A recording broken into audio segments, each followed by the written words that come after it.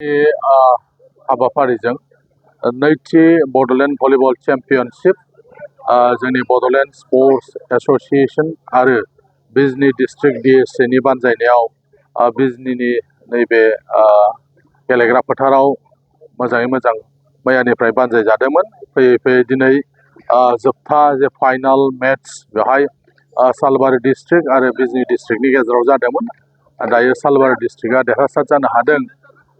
जोंनि जे थांखि BSAनि बेयो जोंनि गेलेगिरिफोरखौ मोजां मोनसे प्लेटफर्म होलांनाय आरो जोंनि BSA जों थांखि लादों जिहेतु जोंनि बड'लेण्ड ओनसोलाव गोबां जोंहा माने मोजां मोजां गेलेगिरिफोर दङ जायफोरखौ जोङो स्टेट लेभेल आरो नेशनेल लेभेल बा इन्टारनेशनेल लेभेलसिम जोङो लांनो जाहाथे हायो बेनि थाखाय जोङो BSA नाजागासिनो दङ। BSAनिफ्राय थोंजोङै नेशनेल लेभेलाव जाहाथे गेलेनोबो मोनो बिनि थाखायबो जोङो दासान्दि जोङो खामानि मावगासिनो दं। एफिलिएशननि थाखाय नाजागासिनो दङ।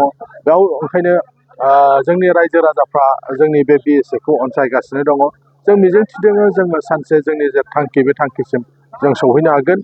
मैयानिफ्राय जे बिजनीआव जे बे नैथि खेबनि थाखाय जे बड'लेण्ड भलिबल चेम्पियनशिप जादोंमोन बेवहाय गोबां बिजनीनि रायजो राजाफ्रा मदद होदों, थुलुंगा होदों।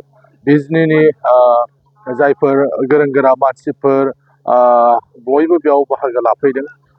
जोंनि जायखि राजखान्थि हान्जायाव थाया मानो बिजनीनि जायफोर माने सेनियरफोर दङ बा बारग' जोंनि MLA फोर बा EMफोर आथिखालनि MCLA बायदिसिना बिजनीनि गोबां कलेजफोरनि प्रिन्सिपाल प्रफेसारफोर फोरोंगिरिफोर मोजां मोजां मानसिफ्रा मैयानिफ्रायनो बे खेलायाव नायफैदों, थुलुंगा होफैदों आरो मोजां मोनदों। बिजनीआव नैथि खेबनि भलिबल जे चेम्पियनशिप जाबाय।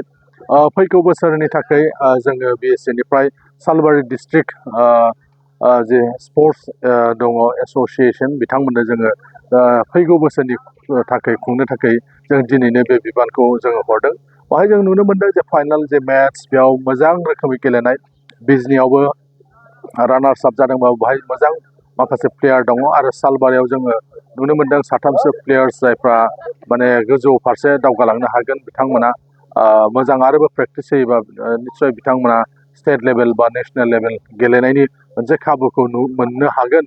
जों बेबायदि प्लेयार्सफोरखौ दिनैनि बे जोबथा जे फाइनाल बादायलायनाय बेयाव जों नुनो मोनदों। दिनैनि जोङो बारा खाबु मोनाखै। खाबु मोनोबा निस्सय जोंनि बर'फ्रा गुबुन गुबुन गेलेनाय बिथिङाव दावगानो हागोन। दा क'क्राझाराव थानाय जिथु साइ बेवहाय जे माखासे स्पर्ट्सनि ट्रेनिं जायो बेजों लोगोसे आरो जोंनो नांबावगौ। बेनिखायनो जोङो थांनाय समफ्राव सरकारनि खाथियाव जों दाबि खालामबोदों जे मोनफ्रोमबो माने जिल्लाफ्राव जाहाथे बेबायदि साइ जों स्टेडियाम मोननो हायो बा बेबायदि गेलेनायनि कचिं जों मोननो हायो। बेबायदिनि थाखाय जोंनि हालामनिफ्राय जों माने स्पर्ट्स लाभारफ्रा सरकारनि खाथियाव दाबि खालामबोबाय थादों। मानो होननानै बुङोबा फुटबलल' नङा, भलिबलल' नङा, दिनै माने आर्सारि, दिनै गुबुन गुबुन एथलेटिक्स, बक्सिं बायदिसिनाफ्राव बर'फ्रा मुं आरजिनो हादों। बर'फोरखौ बाद होनानै आसामाव बेबायदि खुनु मोनसे स्पर्ट्स दिनै माने जाथावथाव नङा। बेनिखायनो जोंनि बड'लेण्ड ओनसोलाव गोबां गेलेगिरिफोर दङ। बे गेलेगिरिफोरखौ जाहाथे जोङो गोजौ फारसे होलांनो हायो बेनि थाखाय BSA खामानि मावगासिनो दं आरो मावलांगोन।